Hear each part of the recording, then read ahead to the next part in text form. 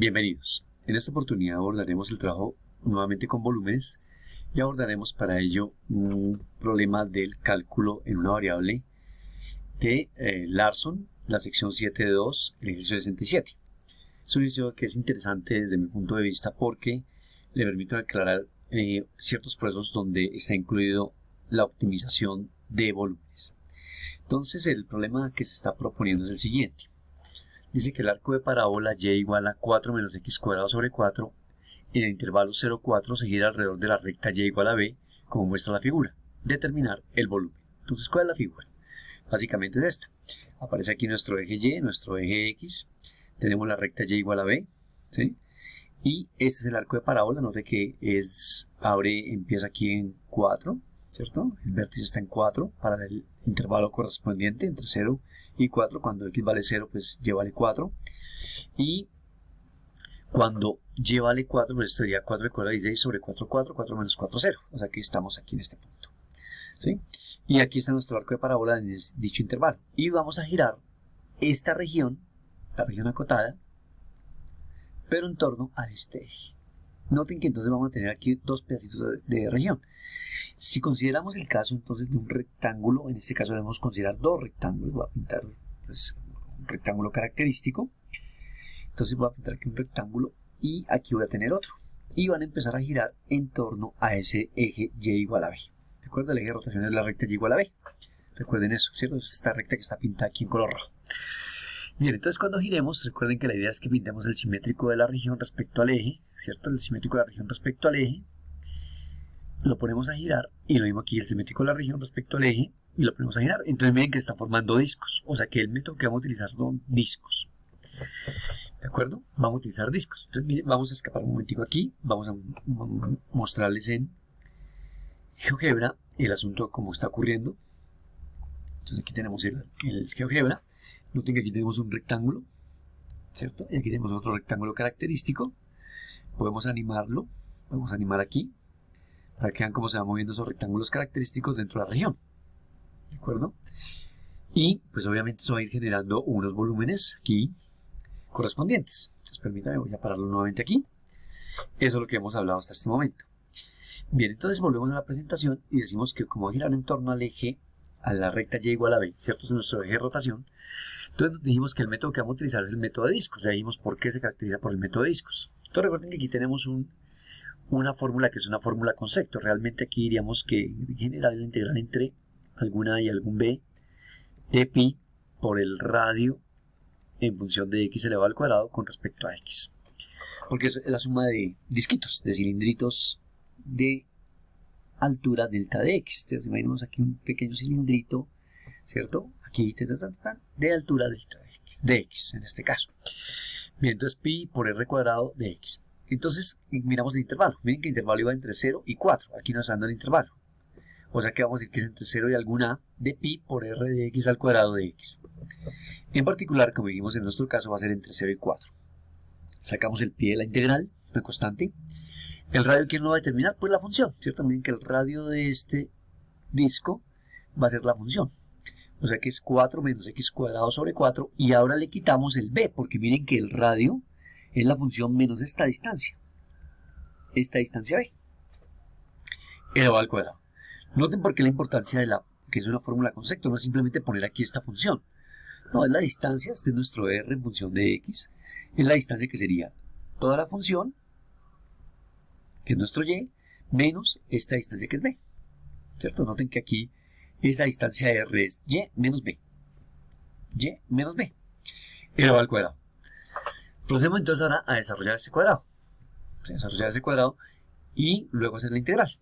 Entonces decimos aquí que agrupamos estos 4 menos b menos x al cuadrado sobre 4 elevado al cuadrado. Lo dejamos de esta manera por facilidad, ¿no? Desarrollamos el cuadrado, es el primero al cuadrado, entonces el primero por el segundo al cuadrado. Decimos primero al cuadrado, 4 menos b al cuadrado menos 4 menos b por el segundo, que sería al cuadrado sobre 4, pero como es dos veces, entonces el 4 con el 2 se simplifica y queda este 2. Más el segundo al cuadrado, x a la 4 sobre 16. Repito el paso de la mitad, de pronto si a alguien no le quedó claro, entonces dos veces el primero que es 4 menos b, ¿cierto? Por el segundo que es x al cuadrado sobre 4. Y simplificamos aquí. Entonces queda 4 menos b por x al cuadrado sobre 2. ¿Ok? Bien. Entonces ahora procedemos a desarrollar este cuadrado de acá. Entonces decimos que va a ser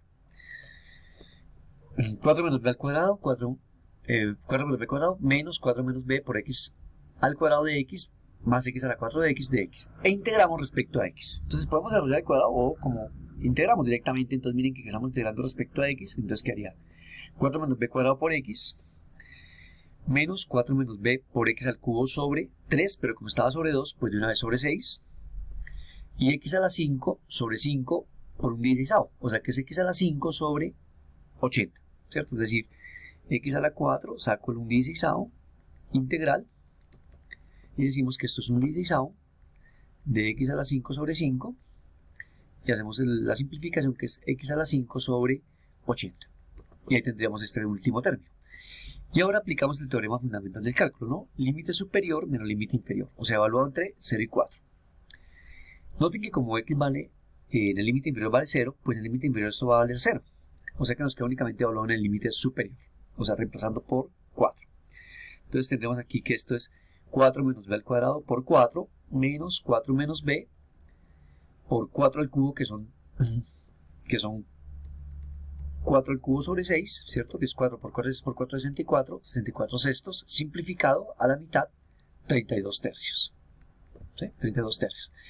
Y aquí lo mismo, 4 a la 5 sobre 80.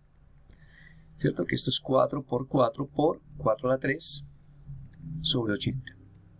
Aquí simplificamos, ¿cierto? Esto es 16, bueno, 4 por 4 es 16 sobre 80, sacamos aquí 16 y nos queda 5, 4 al cubo son 64, 64 quintos. Es lo que tenemos aquí. Ahora procedemos a simplificar esta expresión. Desarrollamos el cuadrado, que pudimos haberlo hecho desde el comienzo, pero bueno, podemos desarrollarlo aquí. El primero al cuadrado que sería, ¿cierto? Desarrollo este cuadrado que estoy subrayando en este momento sería el primero al cuadrado que es 16, menos 2 veces medio por el segundo que es 8b, más el segundo al cuadrado que es b cuadrado. Y noten que eso está multiplicado todo por este 4. Entonces de una vez 16 por 4 es 64, 8 por 4 32b negativo y 4b cuadrado. Desarrollamos este producto, menos 32 por 4, 128 tercios, menos por menos da más, 32b tercios, más 64 quintos. Y ahora procedemos a reducir términos semejantes. Por ejemplo, estos dos términos son semejantes, estos términos son semejantes, bueno, estos tres son semejantes de hecho, ¿cierto? Y este no es semejante con alguno de ellos. Entonces simplificando quedaría el que no es semejante, que es 4b cuadrado.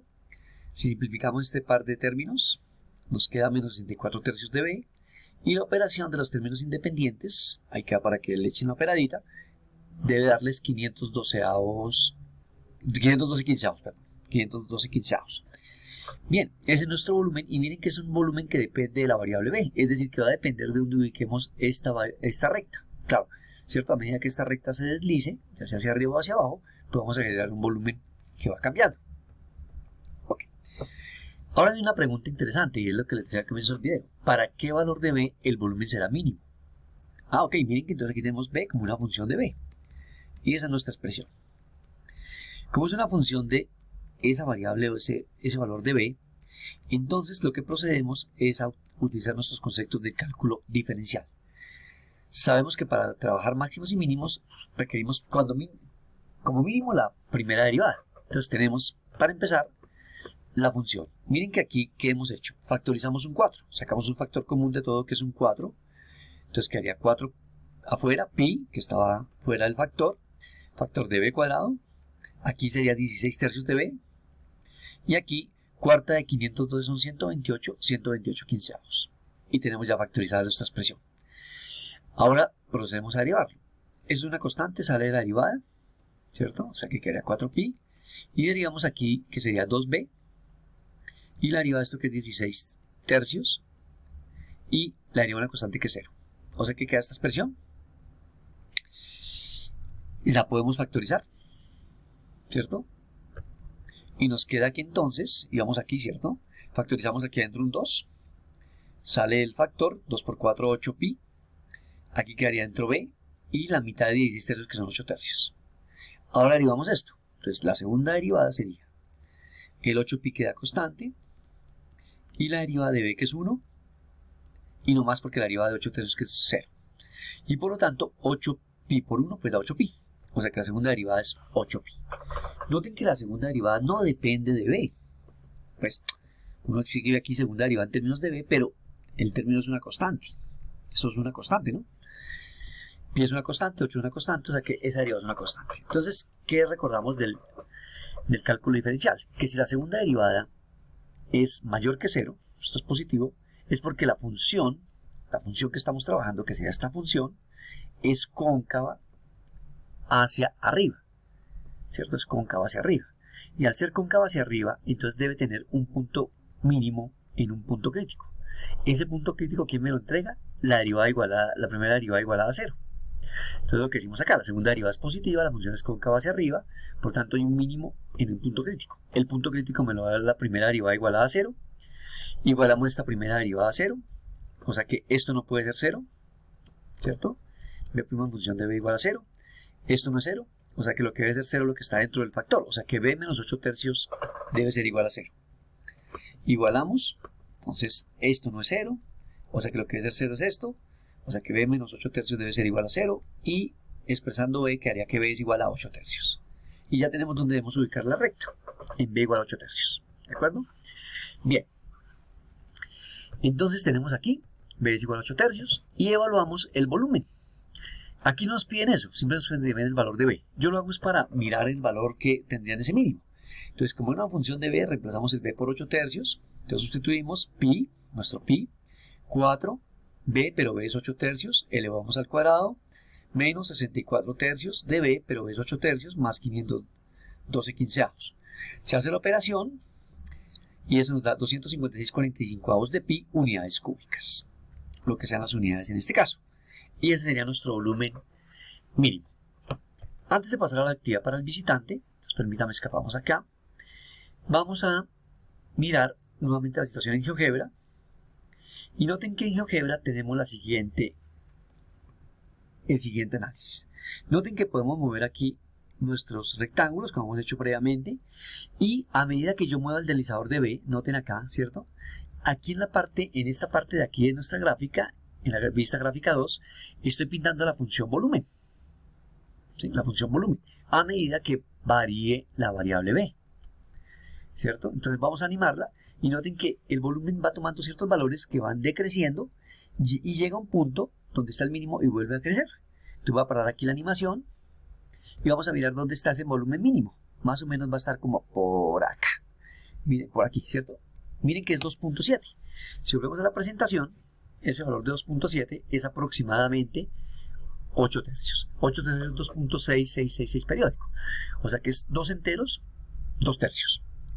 Ese sería el valor donde está el mínimo. Bien, entonces ahora sí vamos a la actividad para el visitante. Entonces vamos a la actividad para el visitante. Y la actividad para el visitante es la siguiente.